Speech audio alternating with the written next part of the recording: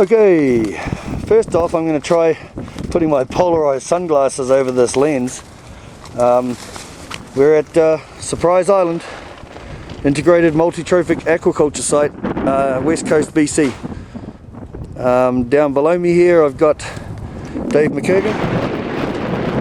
He's about to start feeding these fish. So in this pen we have 12,000 fish. They're almost going to be graded to harvest. There's the grading equipment over there. They're the next pen to be graded.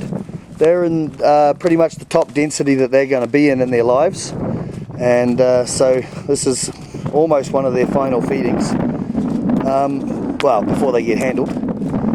So I'm just going to try putting my polarized sunglasses over the camera here, so bear with me a little bit. And I'll need to clean the lenses a little bit, hang on, as long as I don't drop my video camera. So, sunglasses. I don't know if that'll make any difference. Maybe it will. Okay, Dave, we'll start off with that, Dave. And as long as I don't move too much, it seems to work. And then I'll take it off after a little bit.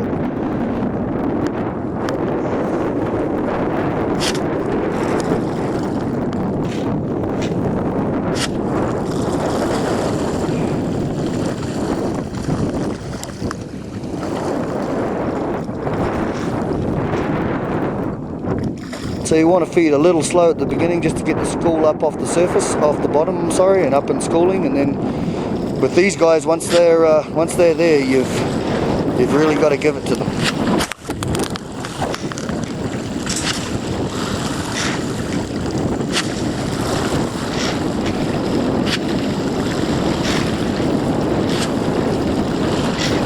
Yeah, so approximately 12,000 fish in this pen. This is a 50 by pen, 50 by 50, and over on the back side there we've got a scallop system, which currently is holding approximately 30,000 scallops, and to the right there of the sea tram is a bunch of nets that are actually doing a co-study, co-culture of urchins and mussels living together, and hopefully the urchins take a fair bit of the biofouling away. So I'll get down here pretty quick and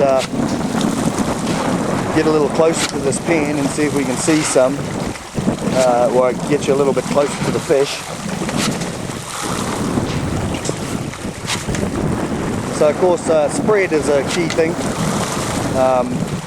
The spread to spread the pellets out properly and to not have the fish fighting each other, bumping into each other too much in order to feed.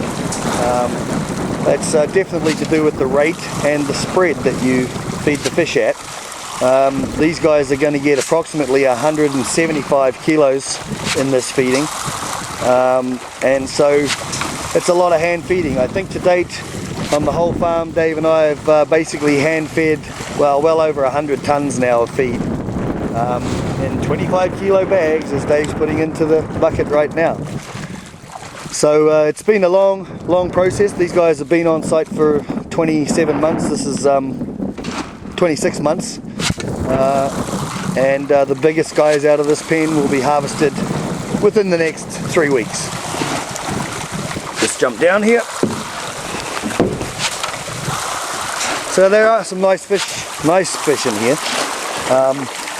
There are also, because it's black cod and one of the first go rounds with black cod, there are also a fair few smalls and crinklebacks and other deformities that you get.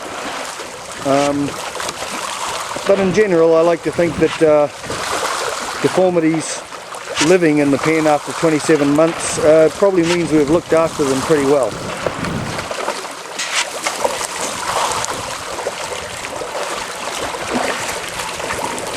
So these fish are called black cod, or otherwise known as sablephin. 27 months old. Very nice fish to grow. Haven't had too many problems with them. We've had a couple of health issues, but in general, pretty nice fish to grow so far. The harvest numbers, they're looking pretty nice. So yeah, black cod. Dave's just topping up his bucket again, and they're all coming back up to the top of the feeding school again, and there's some pretty nice fish in here, Dave.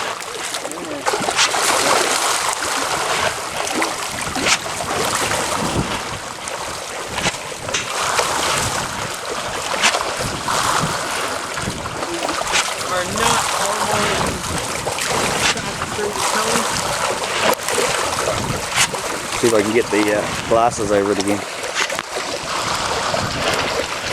See if you can throw a little bit down in front here, Dave. We got my sunglasses over. Yeah, that's looking like a good photo, I think.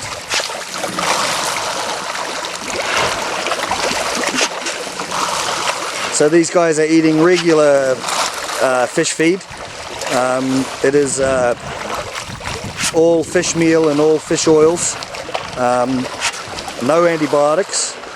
And also with black cod, because they're white-fleshed animal, we don't have to add pigments or anything to the feed either. So the feed is pretty much your standard fish feed. We get ours from Taplow, and yeah, have had no issues with it. Very nice feed. And black cod, as you can see, are fairly voracious type of animals for feeding. They school a lot like salmon when they're feeding, and then a lot like Chinook salmon, they tend to go way back down to the bottom of the pen once they're done, and tend to live down in the bottom of the pen, away from the surface. So you only really get to see these guys when you're feeding them. They're not at all like salmon. They don't come up and jump around the pen. So for a salmon farmer, it's kind of weird to be on a black cod farm. You don't see any fish jumping. But yeah, they're so far been really nice fish to grow. We've had a few issues here with seals and sea lions, but in general we've had pretty good success.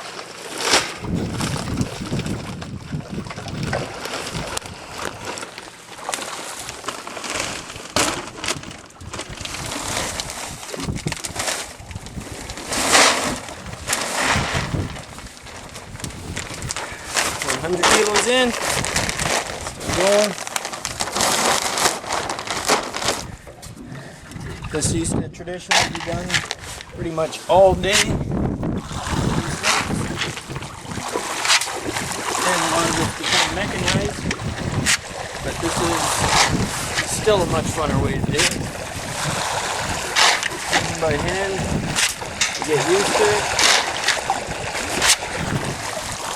Much more satisfying when you push the button and listen to a blower.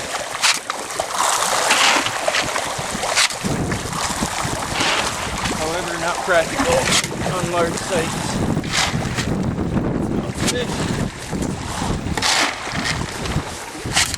Okay, there, I'll walk over here and watch you from the other side.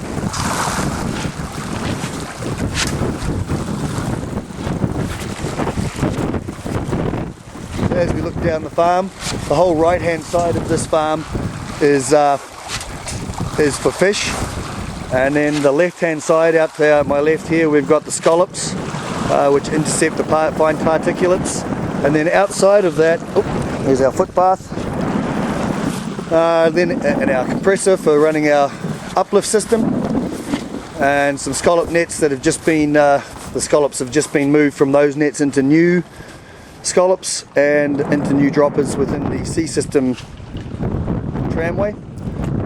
This system is, you can run up and down it with that tram and work your scallops. Outside of that is those black bobbers way out there are, let's see if I can zoom in.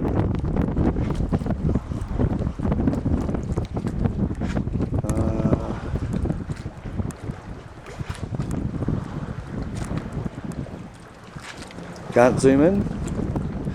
Just got this camera, folks. Anyways, out there is every black bobber you can see out there has a 40-meter string of kelp on it, and that kelp intercepts the nitrates from the fish. Integrated multi-trophic aquaculture. Kyuquot Sound.